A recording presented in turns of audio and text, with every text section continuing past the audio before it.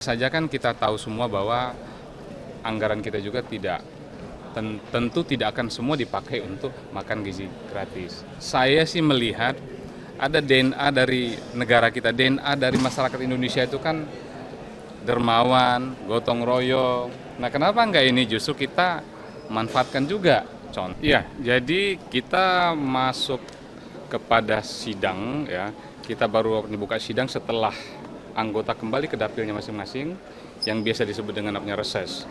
Banyak sekali masukan, aspirasi termasuk juga beberapa usulan kepada pihak eksekutif. Kami semua tadi mengunderline beberapa diantaranya program makan bergizi gratis. Itu ternyata banyak sekali temuan di bawah yang akan segera ditindaklanjuti oleh DPD RI melalui rapat-rapat terkait dengan stakeholder terkait, Badan Gizi Nasional, kementerian terkait, mungkin BPOM dan lain-lain. Dan itu nanti akan kami jadikan bahan pengawasan. Sehingga program yang baik ini betul-betul bisa berhasil dengan baik, kemudian outputnya baik dan tidak menjadi masalah. Yang disebut tadi temuan langsung di lapangan itu apa, Bang? Beberapa yang diusulkan oleh anggota DPD, senator tadi, beberapa diantaranya sampling ya, karena ini kan baru sekali ya. Tapi kita bekerja lebih cepat, bergerak lebih cepat, melakukan fungsi pengawasan.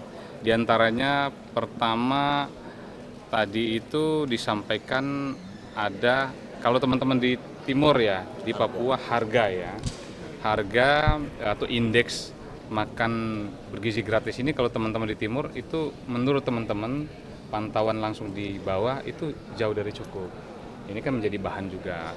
Lalu temuan juga di lapangan beberapa diantaranya adalah memastikan siapa yang bertanggung jawab terhadap kadar gizi yang makan, apakah BPOM dan lain-lain. Nah itu diantaranya saja ya, dan banyak tadi teman-teman mungkin.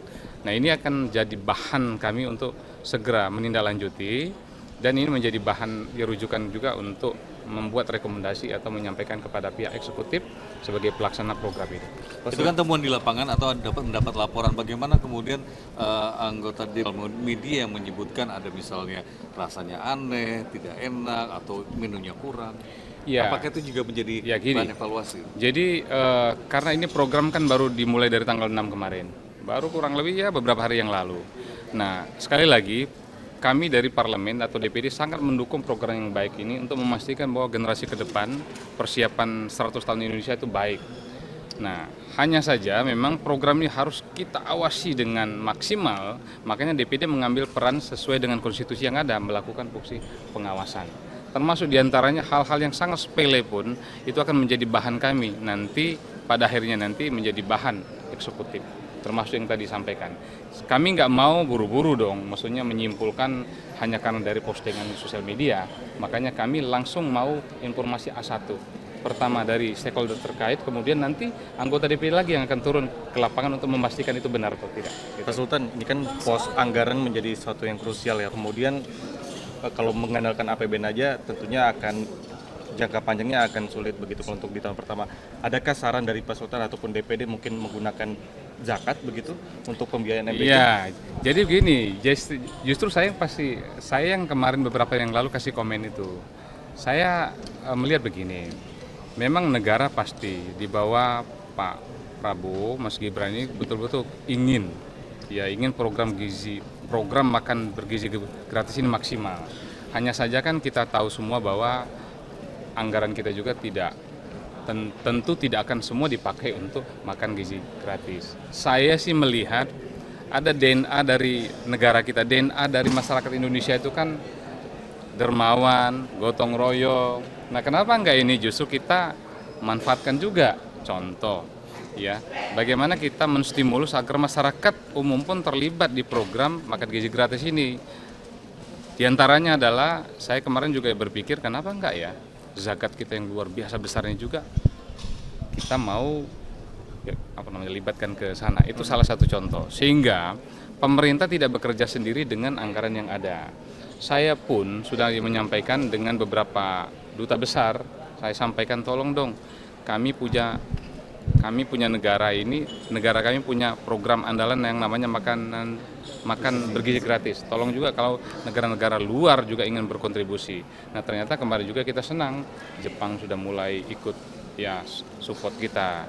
Saya mau mengatakan bahwa program makan bergizi gratis ini kalaupun memang ini program andalan dari eksekutif atau pemerintah, tapi kami berharap dari parlemen melakukan semua fungsi yang ada, memastikan agar program ini juga betul-betul berjalan dengan maksimal, bukan hanya dari anggaran APBN yang ada, karena pasti sangat terbatas pasti. Bang, Gitu. izin Bang soal RUU Omnibus Law kan tadi ya salah satu agendanya yang dibahas DPD kan itu apa aja nih kesimpulannya dan Ada rencana oleh teman-teman DPR, lebih khususnya lagi Komisi 2 untuk memunculkan omnibus politik. Buat saya ini sesuatu yang baik, kemudian kami dari parlemen, dari DPD juga mengapresiasi sebagai sebuah langkah atau salah satu solusi konstitusional.